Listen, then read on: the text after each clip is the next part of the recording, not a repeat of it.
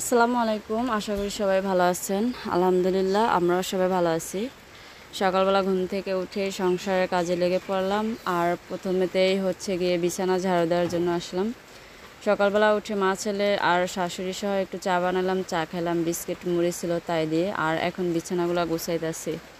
তো আমার এই রেক্সিনটা হচ্ছে বড় ভাবিকে ঘরে নিচ্ছিল তাকে বিয়ের ভিতরে, আর দিয়ে গেছে যখন তখন দেখি এই রেক্সিনটা অনেক বড় একটা ছিদ্র হয়ে গেছে। তো এ পাশে দুইটা কস্টেপ মেরা দিচ্ছি, ভাও পাশে একটা কস্টেপ মেরা দিচ্ছি। আর এমনিতে রেক্সিনটা নষ্ট হয়ে গেছে, কারণ ওই যে ভাজে ভাজে করে রাইখা দিচ্ছে, এখন প্রত্যেকটা ভাজের ভিতরে ফাট লইছে, যার কারণে দেখা যায় 2-1 মাসের ভিতরে রেক্সিনটা বাদ হয়ে যাবে, এরকম একটা অবস্থা হয়ে গেছে।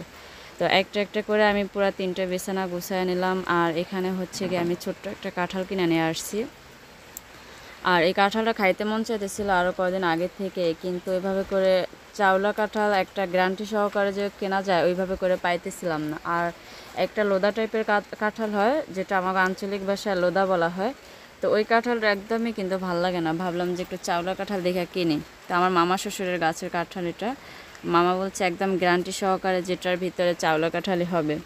তো কাঁচা দেখে কিনছি। মামা এটাও বলে দিয়েছে যে 2-3 দিন পরে পাকবে, 2-3 দিনের আগে একদমই পাকবে না। তো যাই হোক, সমস্যা নেই।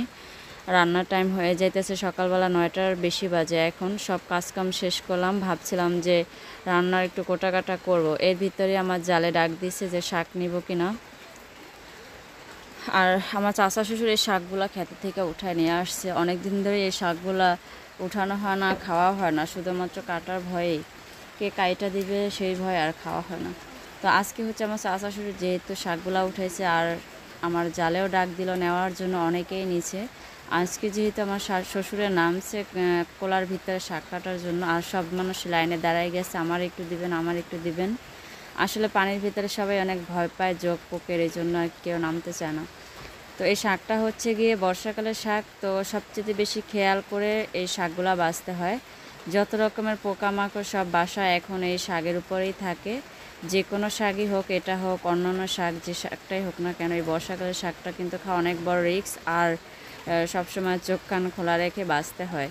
তো আমি একাই বাছতেছিলাম, এর ভিতরে ঝুমুরেও আসছে যে দেও কাকি আমি একটু বাইছে দিই। ওরে বারবার করে না করার পরে ও করতেছে, তো ভাবলাম করুক।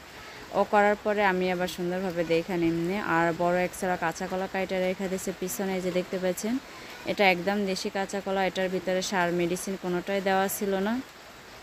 ভাবছি যে এখান থেকে 2 হালি কাঁচা কলা নিয়ে যাব, তাহলে 2 দিন খাওয়া যাবে। যেহেতু মানুষ আমরা 2 জন, সাফওয়ানকে তো একদমই গোনায় ধরাই হয় না।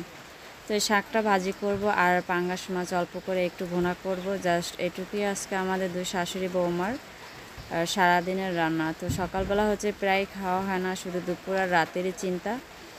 তো সমস্যা নেই, চলে যাবে 2 শাশুড়ি বৌমার শাক আর মাছ দিয়ে।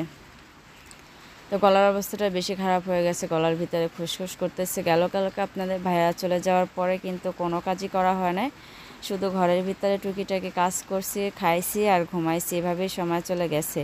তো আমি এভাবে বসেছিলাম, কারণ আমার এই যে সাইডে প্রচুর ব্যথা ছিল। আর এই ব্যথার কারণে কোনো টুল বা ফিরের উপরে যদি বসতাম, তাহলে পুরো শরীরের ওয়েটটা মনে হয় যেন ছাইড়া দিচ্ছে, তখন আমার উঠতে গেলে অনেক বেশি কষ্ট হয়। তাই আমি এভাবে করে উপরে উপরে বসি, আর 2-4 মিনিট পরে পরে উঠে শরীরে নাড়াচাড়া দিতে হয়, না হলে একবারে উঠতে গেলে অনেক বেশি কষ্ট হয়। তো বিকেলবেলায় এখন দুপুরে খাওয়া দাওয়া করে এখন রেডি হইলাম, বাপের বাড়িতে চলে যাব তাই। আর বাপের বাড়ির জন্য টুকিটাকি কিছু জিনিসপত্র নিতেছি। একটা পাংখা নিলাম, আর এই পাংখাটা হচ্ছে নষ্ট ছিল। আপনাদের ভাইয়া একবার আমাদের মৌলভীরহাট বাজার থেকে ঠিক করে নিয়ে আসছে। তো 150 টাকা দিয়ে ঠিক করছিল পাংখাটা, বলছে হ্যাঁ এখন আর কোনো সমস্যা থাকবে না। কিন্তু আসার পরে, বাড়িতে আসার পরে আর চলতে আসছে না। তো পাংখা আছে 2-3টা, সবই পাংখাই নষ্ট। যতই বৃষ্টি পড়ে কোনো গরম কিন্তু একদমই কমে না। তো আমার ভাই চলে আসছে আমাকে নেওয়ার জন্য, সবগুলা সাইড করে গুছায় নিয়ে আনিছে। আর যেহেতু কাঁঠালটা ছিল আমার একদমই কাঁচা, তো ভাবলাম কাঁঠালটাও সাথে নিয়ে যাই, যদি পাকে ওই বাড়িতে বসে খাওয়া যাবে। সাফওয়ানের এভাবে করে রেডি দিছি, ফাঁকে আবার লাবণী ড্রেসিং টেবিল থেকে আমাদের লিপস্টিক বাইর করে সাফওয়ানের একটু লাগাই দিল। আসলে ও বাচ্চাকে সাজাইতে অনেক বেশি পছন্দ করে, তো ও আবার কষ্ট পাবে, এই জন্য আর ধমক টমক দিলাম না। আমি রাস্তার পাশে আসার পরে মুইসা ফেলাইছি যাতে ও না দেখে। আসলে বাচ্চাদেরকে এসব দিলে পরে আমার কাছে একদমই ভালো লাগে না, আর যেহেতু বিশেষ করে ও তো ছেলে বাচ্চা। তো এখন হাঁটতেছে, এত পরিমাণে কাদা ছিল, জাইলাবাড়ি থেকে আসতে অনেক বেশি কষ্ট হয়েছে। তো এখন একটু ইটের রাস্তায় চলে আসছি। আসলে বড় বড় গাড়ি চলে রাস্তাটা একদম ভেঙে গেছে গা। তো যে পিড়ি বৃষ্টি তো সবসময়ই থাকে, আস্তে আস্তে বৃষ্টি হয়েছিল অনেক বেশি, তাড়াহুড়ো করে তারপরে গাড়িতে উঠছি। আর ও হচ্ছে গাড়ি একটা রিজার্ভ করে নিয়ে আসছে রানীরহাট থেকে। আর আসার পর আর দাঁড়াই থাকতে হয় না, আইসার গাড়িতে উঠে বসে পড়লাম। কিন্তু আসতে অনেক বেশি সময় লাগছে, যদি শুকনো থাকতো তাহলে এই গাড়িটা একদম আমাদের বাড়ির সামনে যাইতো। তো বাড়ি থেকে সবাইকে বিদায় দিয়ে চলে আসছি। আর আমি কিন্তু এর আগের ভিডিওতে বলছিলাম যে কম হলে 5-7 দিন, 1 সপ্তাহ পরে যাব। কিন্তু আমার শাশুড়ি মা হঠাৎ করে আমার যায়া বলতেছে আজকে বিকালে নূপুরের জামাই আসবে। তো বলতেছে যদি তুই বাড়িতে যাস ডাক্তার দেখাইতে তাহলে এখন যা। আর আমি হচ্ছে গিয়ে নুপুরে ঘরে কাজকাম করুম নে, ঘরে আমি 2-4 দিন থাকুম নে, যে কদিন নুপুরে থাকে ওই কয়দিন আমি থাকুম নে। হয়তো কথাটা বড় ভাবি বা বড় ভাইয়া বলছে মারে, যার কারণে মা এসে আমারে বলছে। তো যেহেতু সে আবদার করছে, ভাবলাম যে তাইলে এখন একটা চান্স আছে অনেক বড়, এখনই যাই। আর 2-4-5 দিন 1 সপ্তাহ পরে যাই, তখন আবার শাশুড়ি মা কার ঘরে খাইবো, কার ঘরে ঘুমাইবো, সে একটা চিন্তা। এই চিন্তা করে আবার আমরা আজকে চলে আসছি হঠাৎ করে, না হলে কিন্তু আমরা আরও কদিন পরে আসতাম। টুকিটাকি ঘরে যা বাজার ঘাট ছিল ওগুলো খাওয়া শেষ হয়ে যেত, দেখা যায় ওগুলো নষ্ট হইতো না, আর আমার চিন্তাও থাকতো না। তো আসার সময় অনেকগুলো খাবারই ছিল, সব কিছুই লাবণীকে ঘরে দিয়ে আসছি। যে কিছু ভাত ছিল সেটাও দিয়ে আসছি। লাবণীর হাঁস আছে, মুরগি আছে, দিয়ে দিতে পারবো, সমস্যা নেই। আর যদি ওরা খায় সেটা খাইতেও পারবো, তাও সমস্যা নেই। তো এই জন্যই মা যেহেতু বলছে, তো সেই ভরসায় আবার চলে আসছি। তাহলে আর কোনো চিন্তাও থাকবে না, আর দোষেরও কিছু থাকবে না। এমনিতেই পরের বাড়িতে অনেক দোষ থাকে, যতই দোষ এড়াইয়া চলার চেষ্টা করি ততই যেন দোষ আরও কাঁধের উপর আইসা বাসা বাঁধে। তো সমস্যা নেই, যেহেতু শাশুড়ি মা বলছে সেই ভরসায় চলে আসছি বাপের বাড়িতে। আর এখন কিন্তু আমাদের রানীরহাট বাজার পর্যন্ত চলে আসছি। অনেক বেশি রানিং ছিল গাড়িটা, খুব তাড়াতাড়ি চলে আসছে, অন্যান্য গাড়ির তুলনায় অনেক ফাস্ট।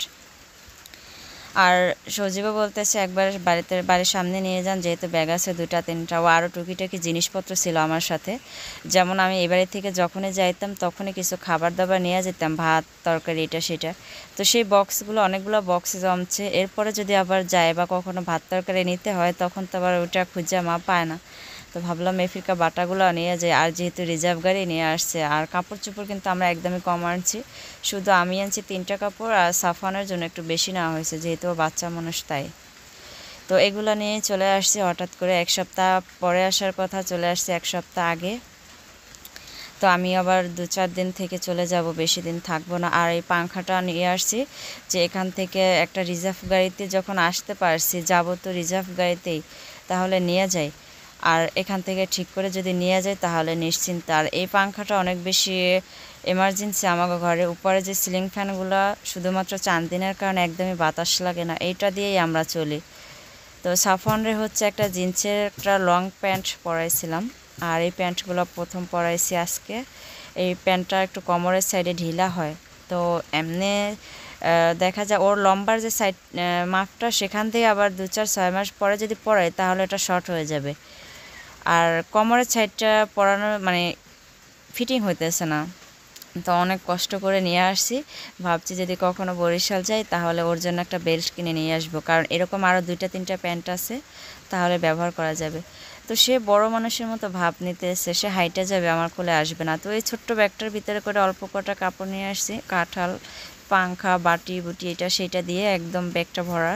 কিন্তু একদম হালকা জিনিস, এটার ভিতরে কোনো ভারী জিনিস নেই, যার কারণে হচ্ছে সাফওয়ান হচ্ছে ভারী, ওরা পুরাটা পথ কোলে করে নিয়ে আসতে হয়, এই জন্য আর কি মনে হইতেছে যে না এটাই ভারী কাজ একটা। তো চলে আসছি বাড়িতে, সবাই ওয়েট করতেছিল আমাদের জন্য রাস্তায়, কেউ কোনো দেখা না পায়। এখন হচ্ছে সন্ধ্যার একটু আগ মুহূর্ত, আকাশের আবহাওয়াটা এমন ছিল যে অনেক বেশি মেঘ ধরছে। আর এই মেঘের কারণে কিছু কিছু মেঘ হচ্ছে অন্ধকার হয়ে আসে, আর কিছু কিছু মেঘে হচ্ছে পুরো বাড়িঘর ফর্সা হয়ে যায়। তো বাড়ির ভিতরে নতুন কাজ করতেছে, যে ইট বসাইতে আছে, বালু ফেলাইতে আছে, ভাইয়ের ঘরের ভিতরে বালু ফেলাই রাখছে। এদিকে বাপের বাড়িতে আসার পর অনেক কিছুই নতুন দেখতেছি, ভালো লাগতেছে। তো বড় ভাবি পথের থেকে সাফনরে নিয়ে নিছে, আর আব্বা ওই যে চলে আসছে, যেহেতু সন্ধ্যা হয়ে গেছে, গরু বাছুর সব কিছু নিয়ে চলে আসছে। আর সাফওয়ান তো অনেকদিন পরে ওইভাবে করে দেখে অনেক বেশি খুশি, সবার কাছে যাইতেছে। আর বাচ্চা কাচ্চার খুশি তো সবার কাছে সুখ, মানে খুশি লাগে। তো চলে আসতে না আসতে একটু রেস্ট নিলাম। রেস্ট নেওয়ার পরে সবার সাথে একটু গল্প করার কিছুক্ষণ পরেই দেখি যে বেশ ভালো বৃষ্টি হইতে আছে। দেখা যায় আমরা আসার মনে হয় 10 থেকে 15 মিনিট হবে, এর বেশি হবে না। প্রচুর বৃষ্টি পড়ার সম্ভাবনা আছে আর আকাশে অনেক বেশি ডাকাডাকি করতেছে। ফোঁটা ফোঁটা কিন্তু বেশ ভালো বৃষ্টি পড়তেছে। আর অন্যদিকে হচ্ছে গিয়ে আমাগো সাইমুন আর সাফওয়ান দুজন খাটের উপরে বসে অনেক সুন্দর টাইম মানে সময়টা পার করতেছে। মা ওদিকে চা বানাইতে আছে, ঠান্ডা ঠান্ডা যেহেতু চা খাবি নে, তো সেই জন্য চা বানাইতেছে। তো যাই হোক, অনেকদিন পরে আসছি বাপের বাড়িতে একটু থাকার জন্য। এর আগে 2 বার করে আসি, চলে গেছি। একটা রাত থাকার মতো সময় হয় না, যেহেতু আপনাদের ভাইয়া বাড়িতে ছিল। এখন সেও নাই বাড়িতে, অন্যদিকে শাশুড়ি মার হুকুম তো পাইলামই। 2, 4, 5 দিন, হাইয়েস্ট 1 সপ্তাহ, এর বেশি থাকা একদমই অসম্ভব। চলে যাব বাড়িতে, বর্ষাকালের সিজন, ঘরে কখন পানি ওঠে খুব বেশি চিন্তা লাগে। তো সবাই ভালো থাকবেন, সুস্থ থাকবেন, দোয়া করি সবার জন্য। আর আমাদের জন্য দোয়া করবেন, যত বৃষ্টি হোক আল্লাহ যেন এফিকে আমাদের মাফ করে, আমাদের ঘরে যেন পানি না ওঠে। খুব বেশি ভয়ে ভয়ে দিনগুলো কাটাইতেছি।